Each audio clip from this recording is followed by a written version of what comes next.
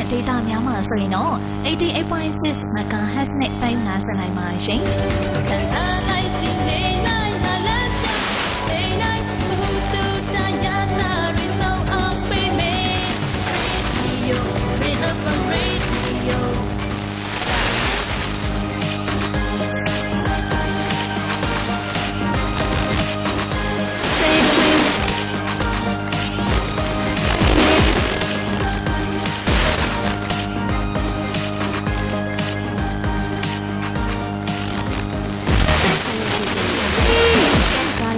တော်ရရှင်များအားလုံးပဲမင်္ဂလာပါရှင်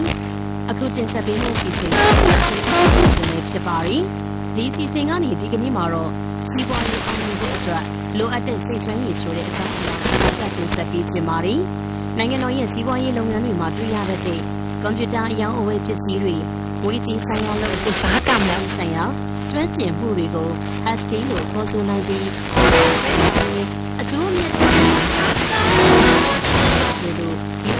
နားလည်ထားဒီနေ့ soft skill လို့ခေါ်တဲ့စိတ်ဓာတ်နဲ့သက်ဆိုင်တဲ့ကျွမ်းကျင်မှု